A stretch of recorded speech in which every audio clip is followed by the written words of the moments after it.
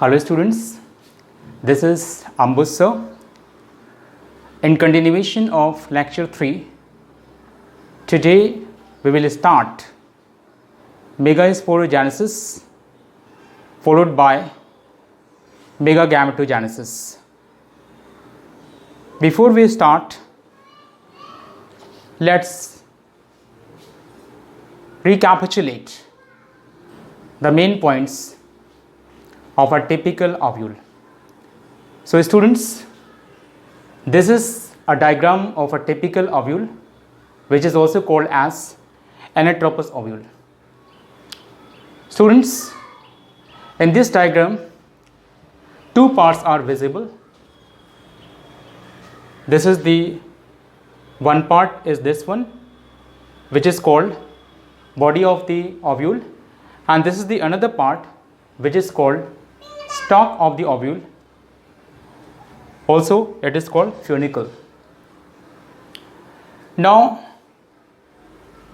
the part of the funicle which is being attached with that of the body of the ovule is called hilum. In the body of the ovule, two ends are visible. One is this, which is called chalazial end, because this portion is called chalaza. This portion of the body of the ovule is called chalaza. That is why this end is called chalazial end. And this end of the body of the ovule is called micropylar end, because at this end an aperture is there which is called micropyle. Now the body of the ovule has one integument or two integuments. In this diagram, two integuments are there. This is called, this white one is called the outer integument, and this pink one is called the inner integument.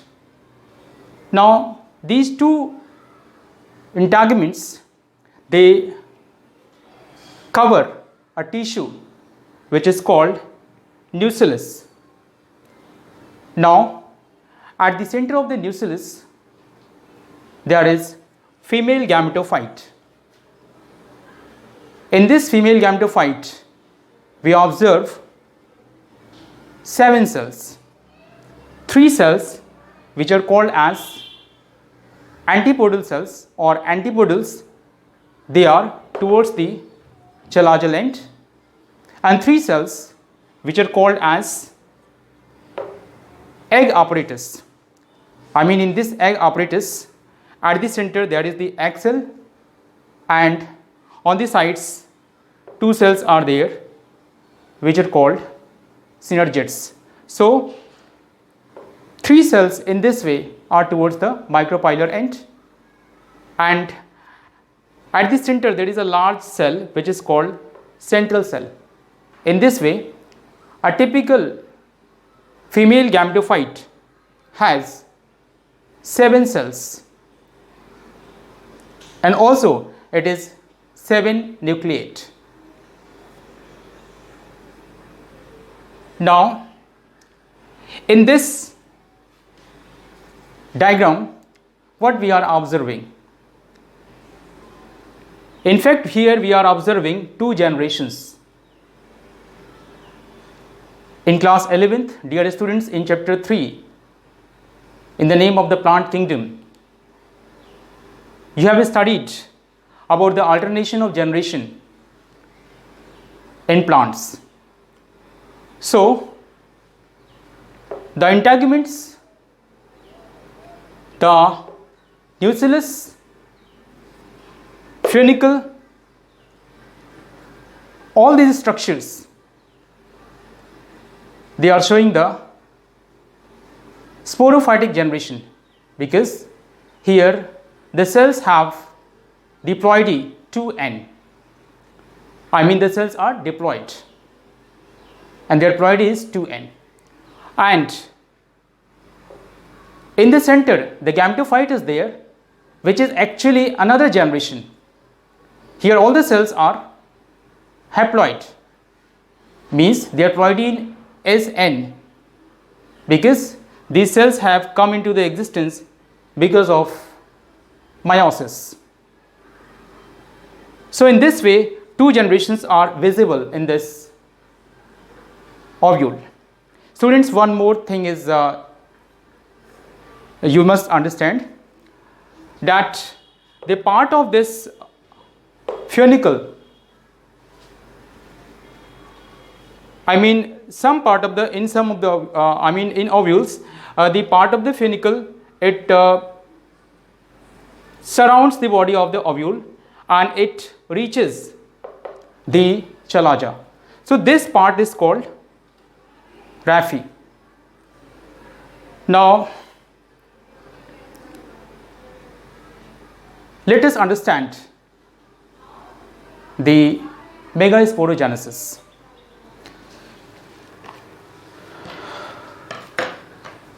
Where is the duster? So,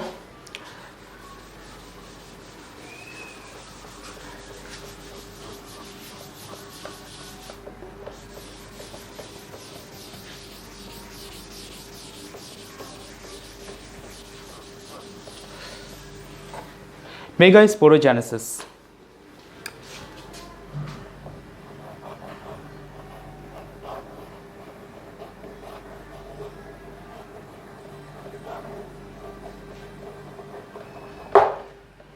The first question arises, what is the meaning of megasporogenesis? So students, in this term, two words are there again.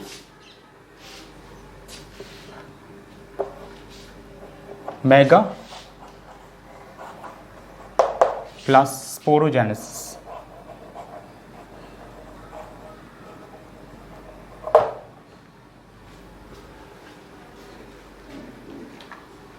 Sorry. Megaspore plus genesis. So megasporogenesis is the process in which there is the formation of megaspore from a megaspore mother cell. So let's see how it happens.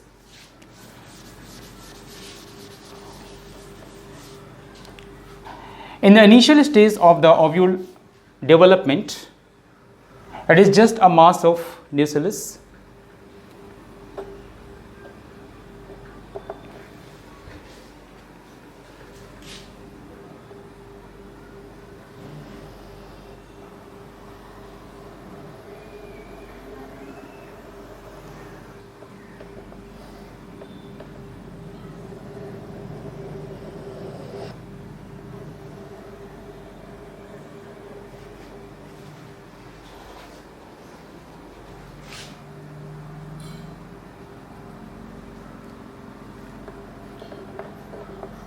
So this is, right now I am drawing the nucellus. Actually it is a part of the nucellus towards the micropylar end of the ovule. So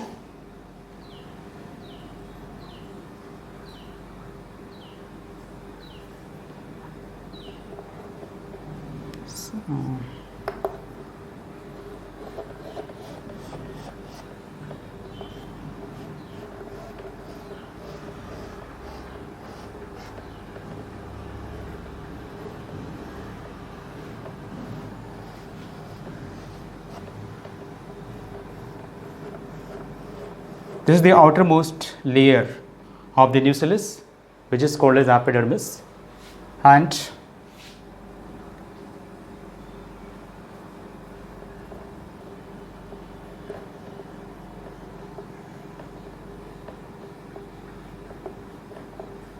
here are the, this is the body of the nucellus, you can see I am drawing right now, or the nucellus proper.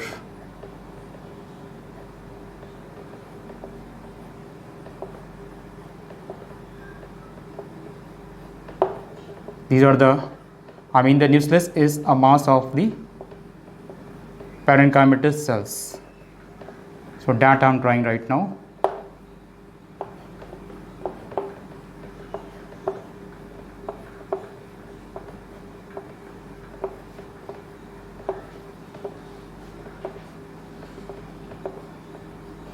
These are the parenchymatous cells which are actually forming the nucellus.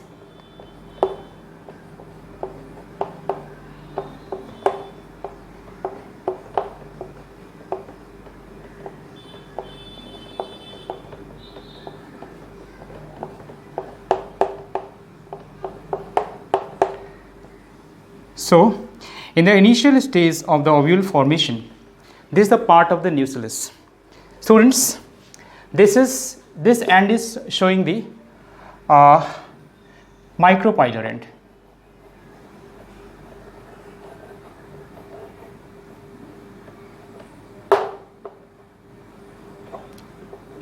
Right? So, towards the micropylar end, some hypodermal cells, not some, I mean a hypodermal cell that differentiate. Hypodermal cell means the cell just beneath the hypodermis. It gets differentiated into a large size because of a dense cytoplasm and a prominent nucleus, and that time it is called as, supposing this cell is differentiated, this one is differentiated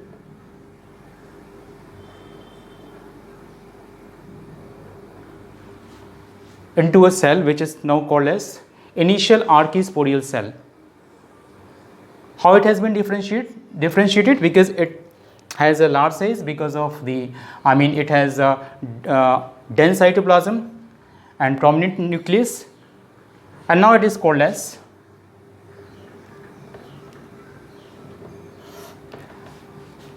initial archisporial cell.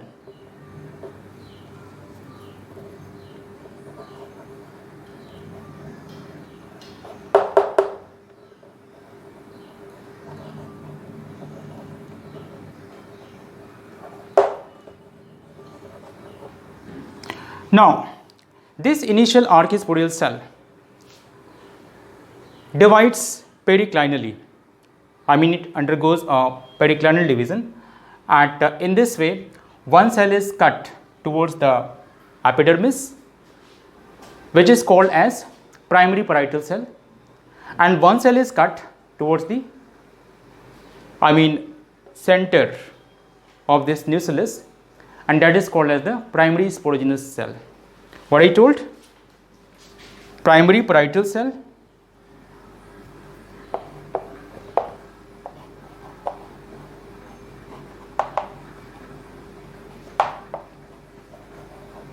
and it is towards the epidermis, and one cell is cut towards the center of the nucellus, which is called as primary sporogenous cell.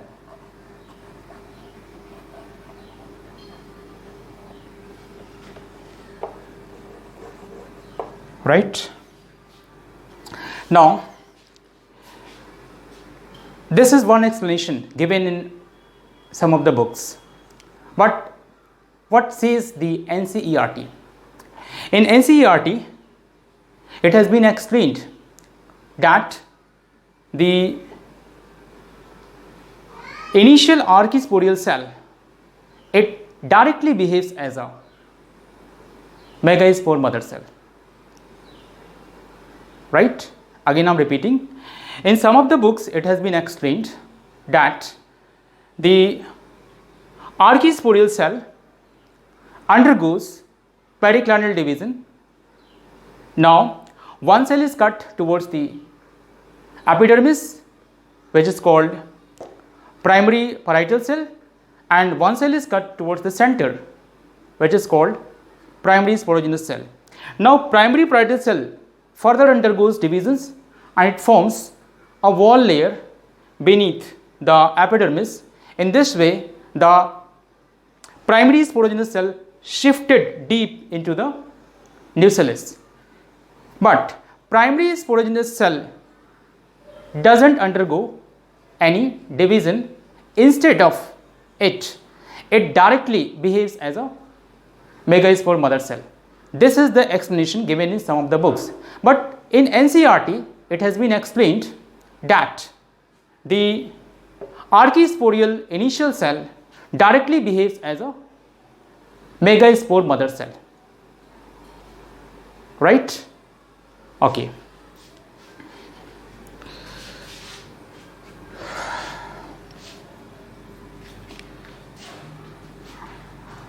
Now,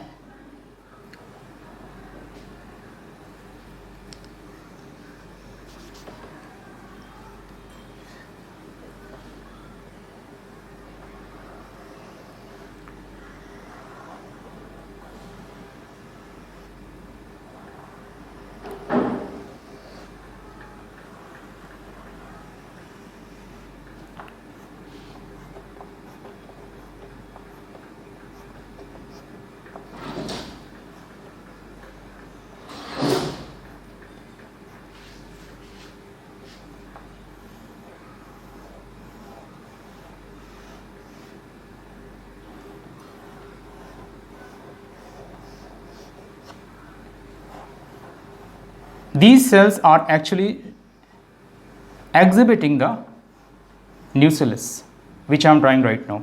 These cells are showing the nucellus. Now, the archisporial initial cell, it directly behaves as a megaspore mother cell, and this megaspore mother cell, right now it's a megaspore mother cell.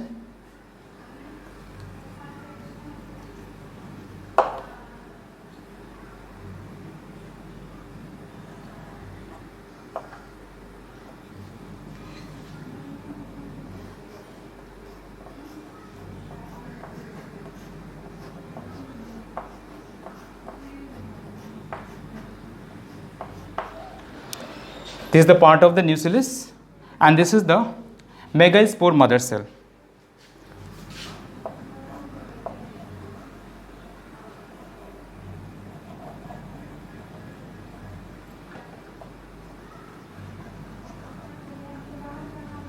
Megaspore mother cell.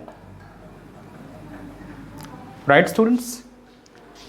Now, this megaspore mother cell, I'm telling you, it is a mother cell, means till now this cell is in the diploid phase, means the ploidy of this cell, megaspore mother cell, is 2n. Now, since the name is given mother cell, now it will undergo another type of cell division which is called as meiosis, and because of that it will form the megaspores. So, this is the, you can say it's a diagram A, it's a diagram B. Now, in the next diagram, what is going to happen? Just try to understand.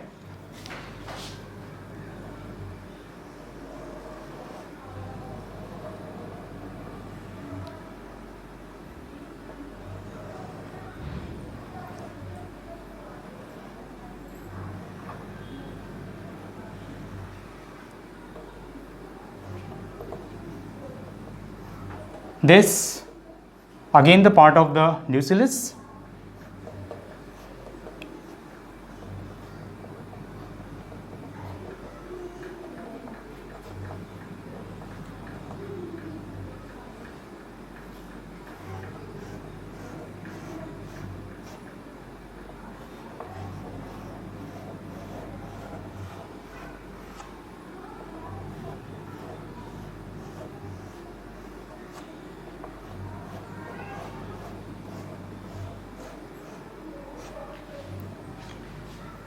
Actually, this is showing the epidermis, the outermost layer of the nucellus. Now, this megaspore mother cell divides, undergoes meiotic division, and it forms two cells. One is this one, and one is this one.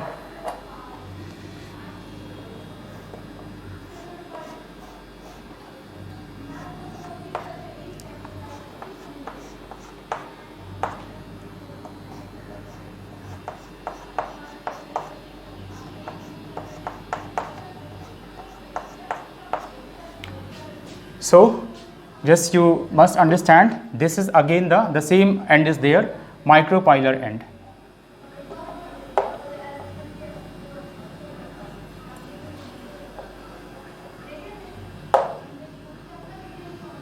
Micropylar end.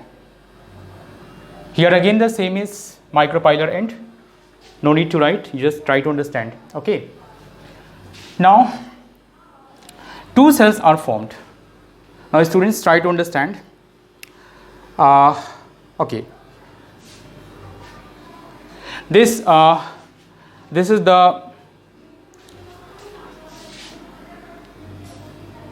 these two cells, they are called as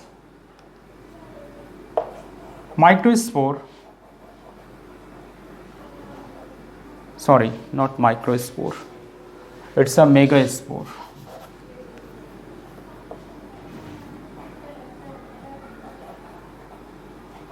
Diet,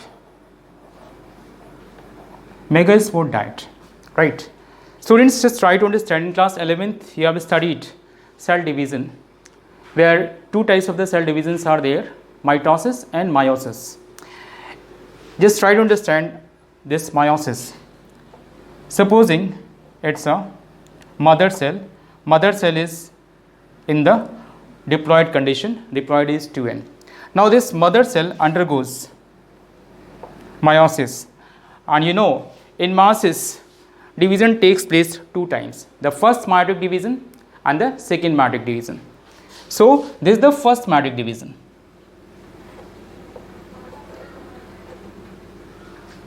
First meiosis, right? And because of the first meiosis, the number of the chromosome reduced to half. It's n, means in real sense it is the reduction division, or you can say the meiosis is here. Now this is the second meiotic division. Here we are getting 4 daughter cells, and all are having diploidy n. In this way, this is the second meiosis.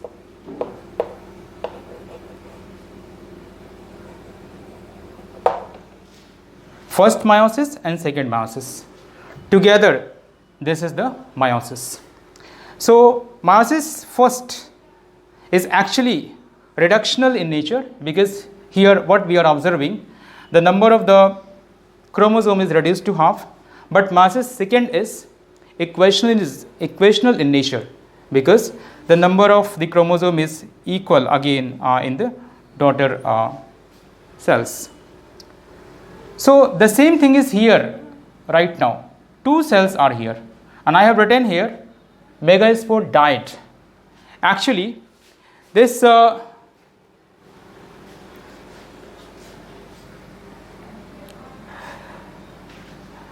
this is showing the first meiotic division.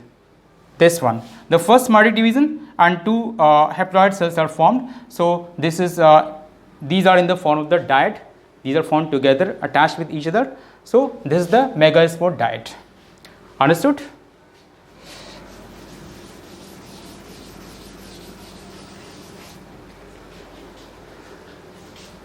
This is the C part. Now in the next, I am drawing here D.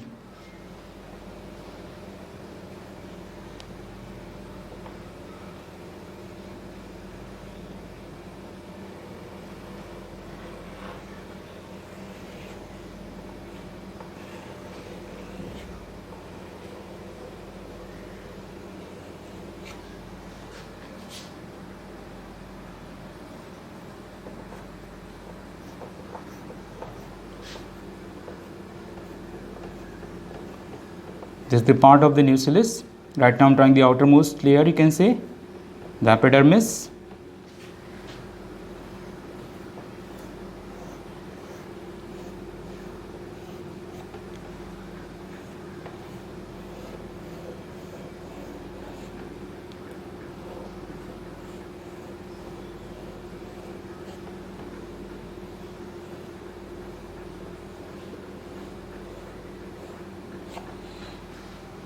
right? Now, the second meiotic division takes place in this diagram number D.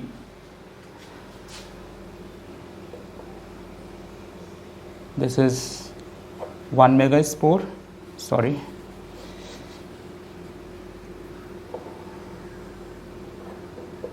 Two, 3 and 4.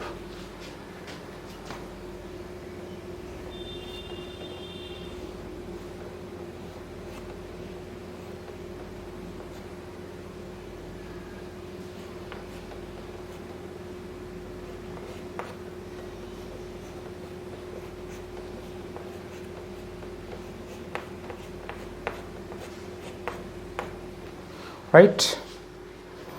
So, these are the megaspore tetrad. I mean, all the 4 megaspores, they get arranged in a linear tetrad. Now, this is called as the megaspore tetrad.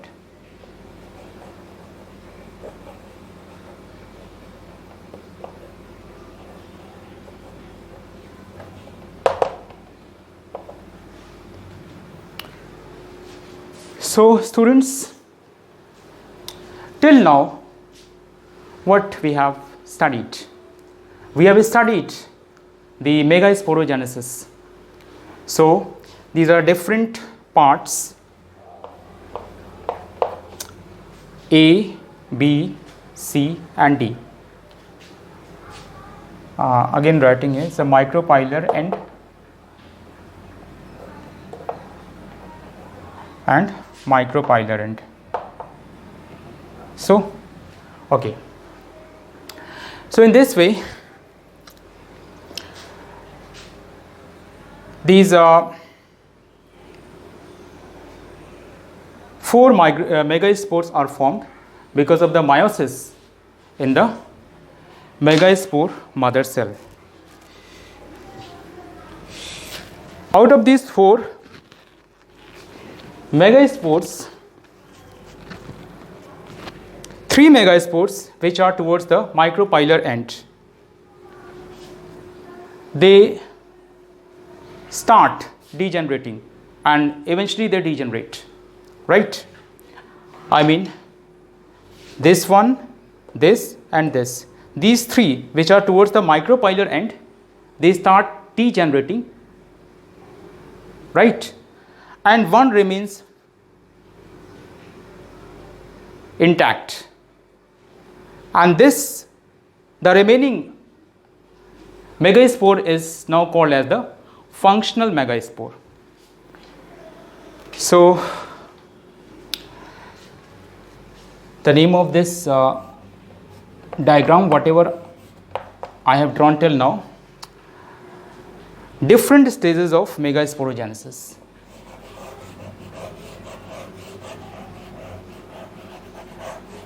Different stages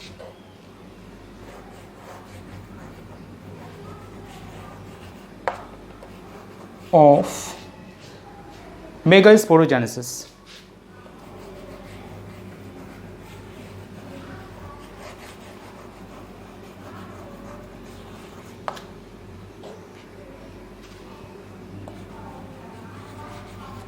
Different stages of megasporogenesis, and ultimately after that the next the process starts after the formation of the megaspore. The next process starts, which is called megagametogenesis. So now I'm going to erase all these.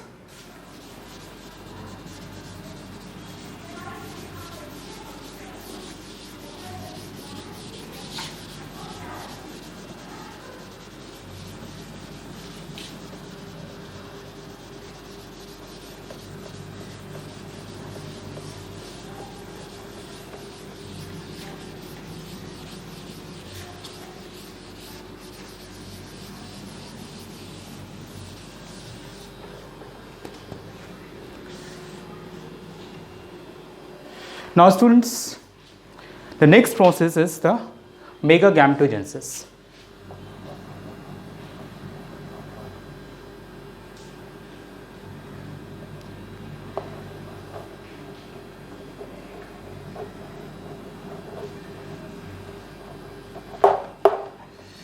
What is the meaning of megagametogenesis? So, the formation of the female gametophyte. What? Female gametophyte.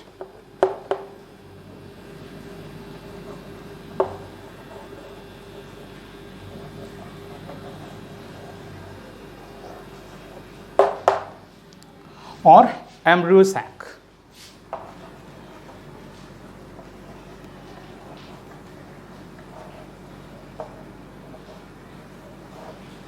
From the functional megaspore. What? The formation of the female gametophyte or embryo sac from the functional megaspore is called megagametogenesis. Right? So, just try to understand the process along with the diagram. So, this is the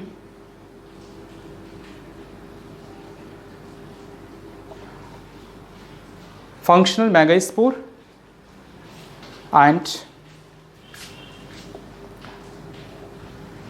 one,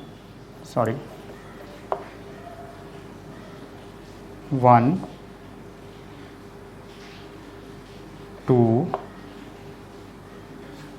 and 3. These are the degenerating megaspores. So, degenerating megaspores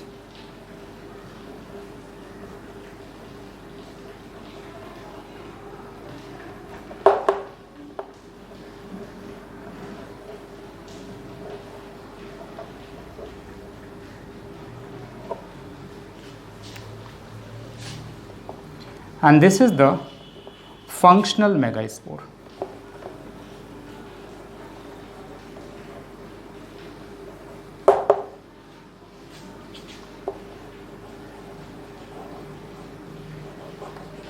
Students, please pay attention. I told you that this is the micropylar end.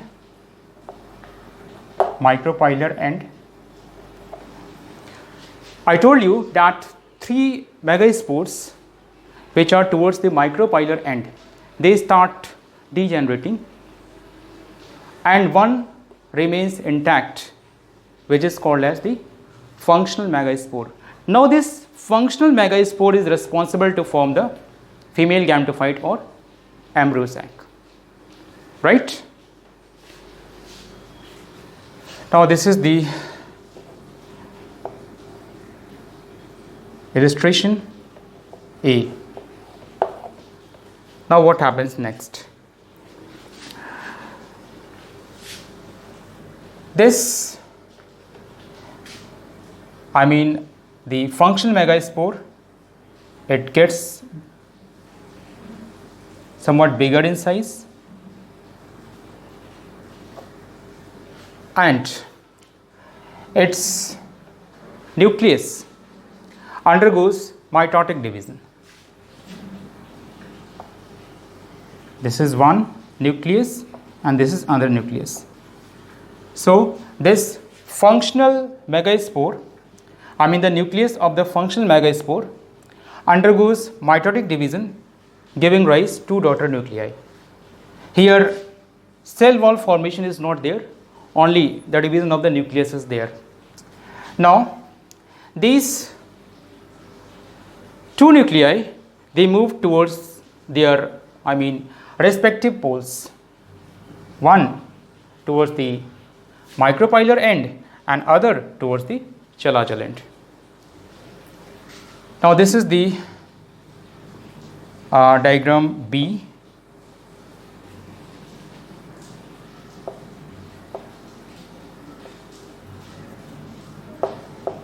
And for this B illustration, we write 2 nucleate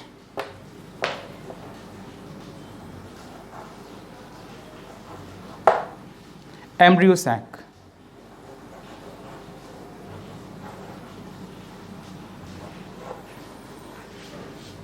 Right?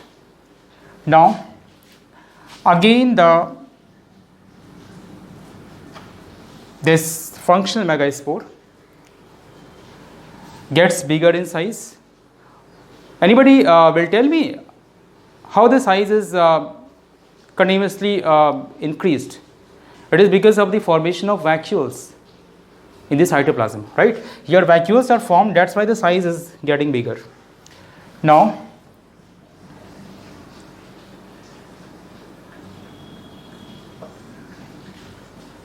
these nuclei, I mean one which is towards the micropylar end and the other which is towards the chelazal end. Now they again undergo mitotic division, giving rise to daughter nuclei. So two daughter nuclei on this micropylar end and two daughter nuclei are at the chelazal end. Now this is the illustration C. It is called 4-nucleate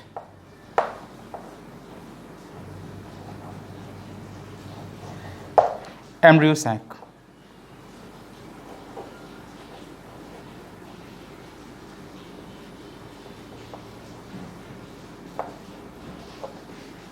Right? Now, the last mitotic division takes place in the functional megaspore, and as a result,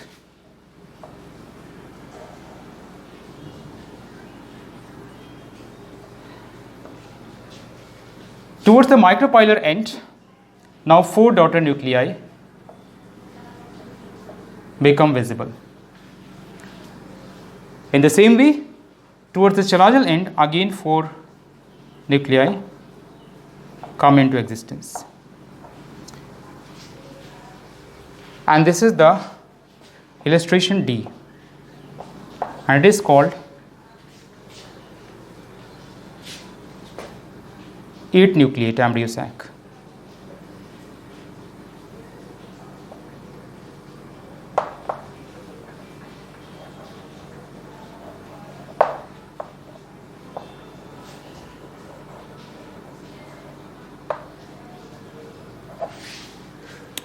Right? So the 8-nucleate embryo sac.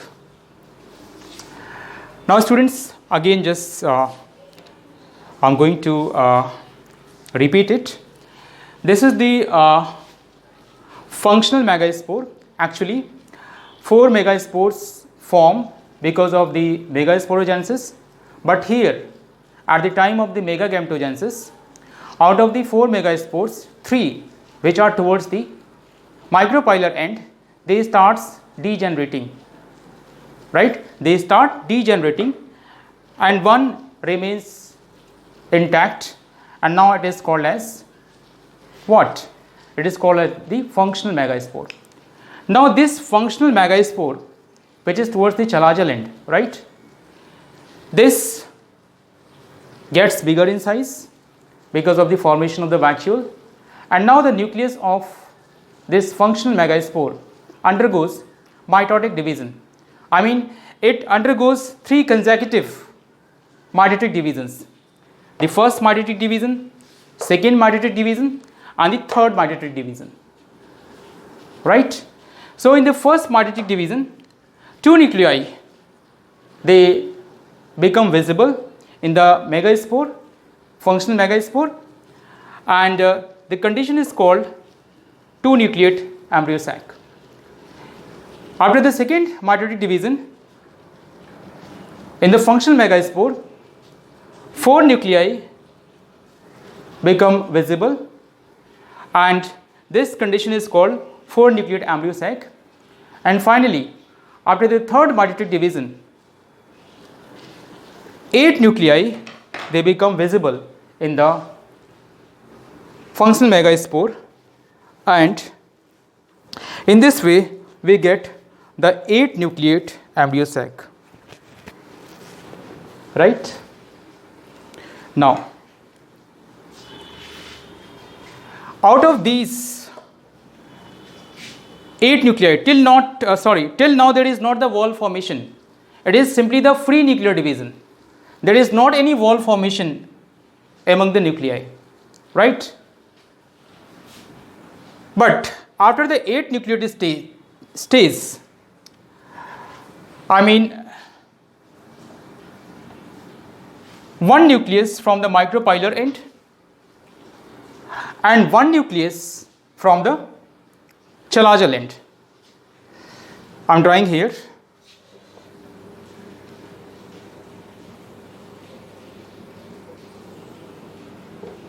Sorry.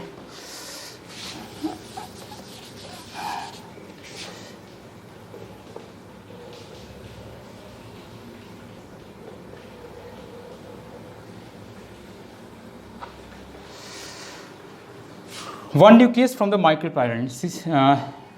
1, 2, 3 are here, and 1, 2, and 3 are here. Now, one from this micropylar end, one nucleus.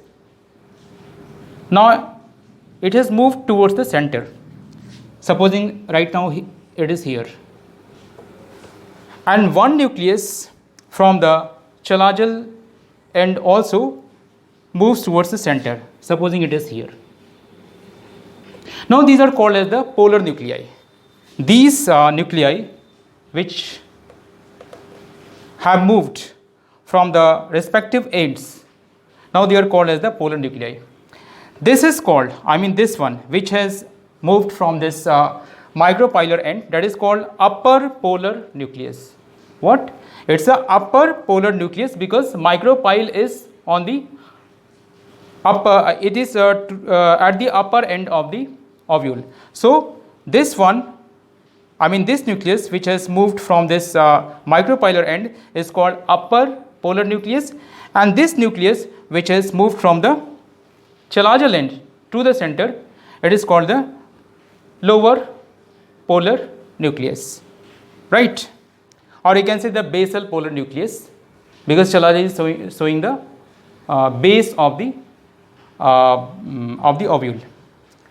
So now the wall formation starts. Now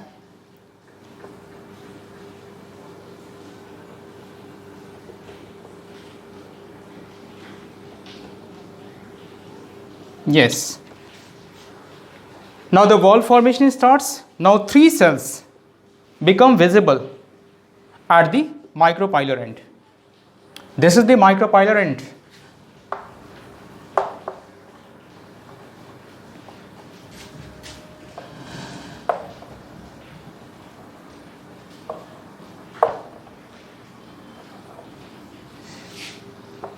Micropylar end,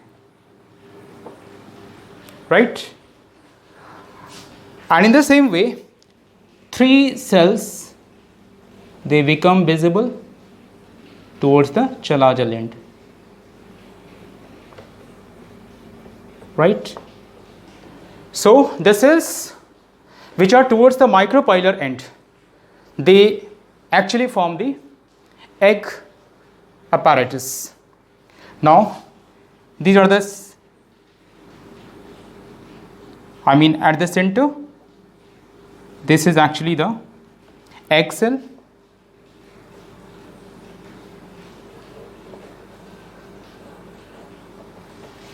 right? And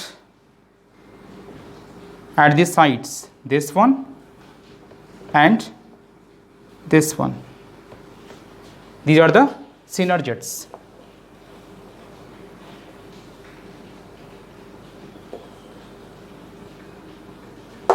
Right? Now in the same way towards the chalazal end, these are the antipodal cells.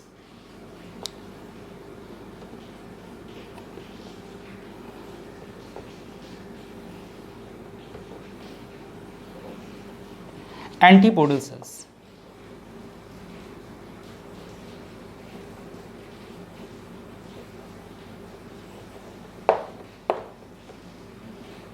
or simply you can say antipodals, right? Now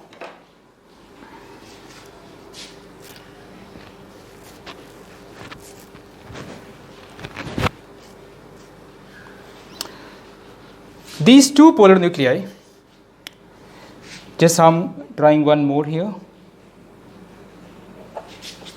It's a final diagram right now I'm drawing.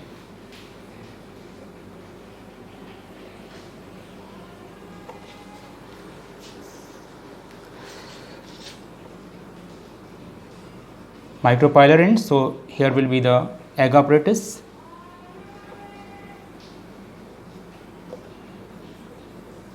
In the center there will be the egg cell, and on the sides there are the synergids. And these are the antipodals towards the chalazal end.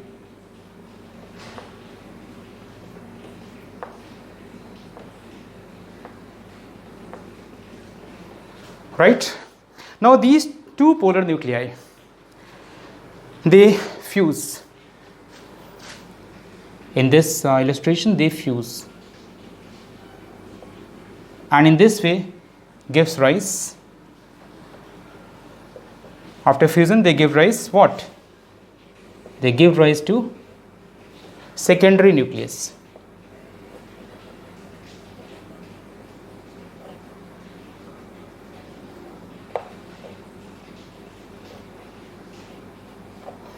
Or also it is called definitive nucleus, right?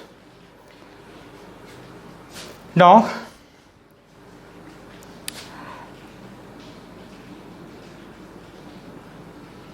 at the center we find a large cell which is called as the central cell.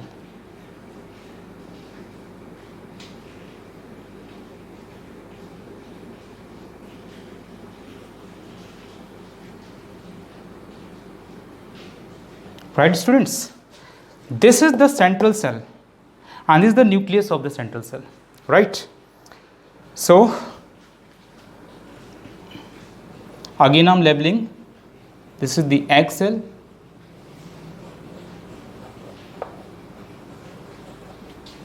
and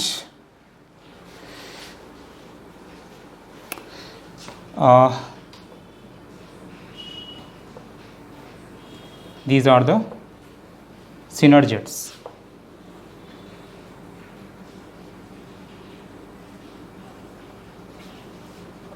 Right? And these are the antipodal cells.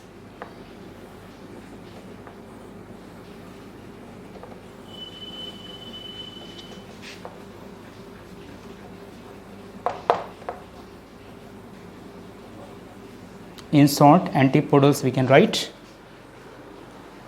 And this is the central cell.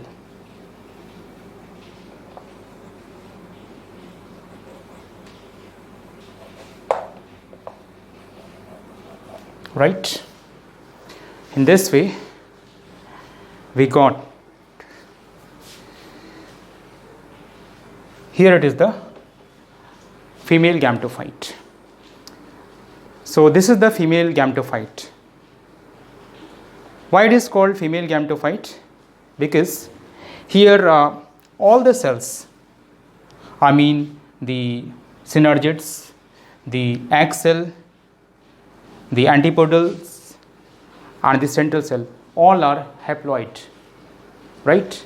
Their ploidy is N because they have been derived from the megaspore, functional megaspore mother cell, functional megaspore, which is the result of the meiosis in the megaspore mother cell. So all the cells are here haploid. That's why this structure is actually the gametophyte, or it is showing the another generation of the plant which is called the gametophytic generation. Right. Now in this just try to understand As far as the ploidy is concerned, the egg cell is N, the synergids are N, this the antipodals are N, but the secondary nucleus, what is the ploidy of this secondary nucleus? It is 2N. Why? Because it has come into the existence because of the fusion of the polar nuclei, which are already N. So after fusion they give rise the nucleus which will be the 2N. So the ploidy of this secondary nucleus is what? It's 2N. This central cell is it is 2N, and these remaining cells are in the N stage. So this is the secondary nucleus. In case of the fertilization, after pollination, the pollen grains, they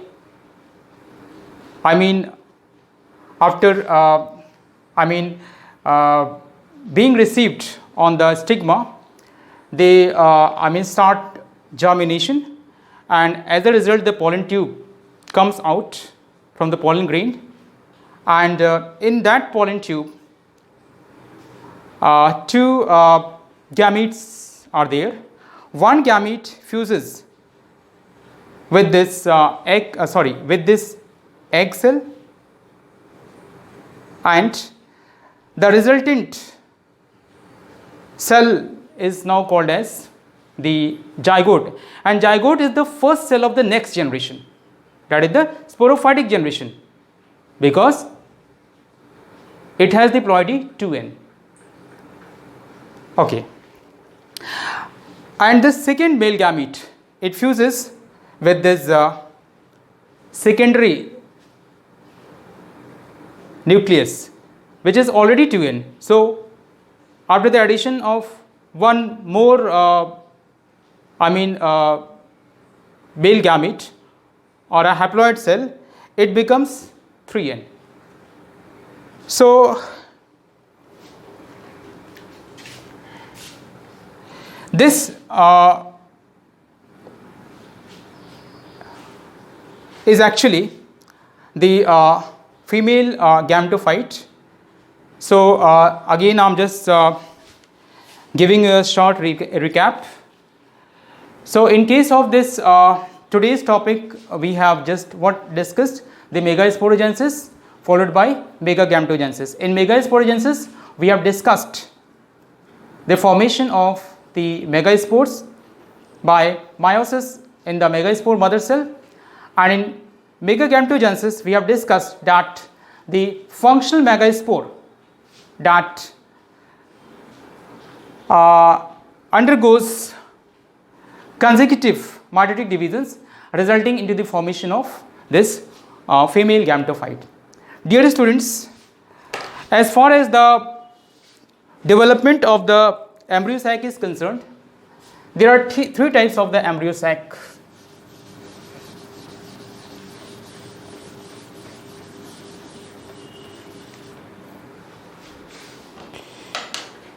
Actually, for these diagrams you will write the name of the name. I am writing here. Different stages, formation megagametogenesis, different stages of megagametogenesis, different stages of megagametogenesis resulting into the formation of what?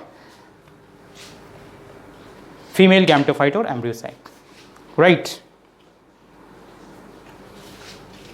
Resulting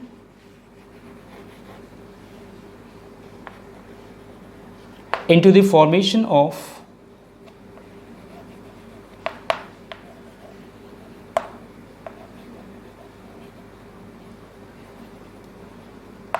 female gametophyte, you will write here, okay? Now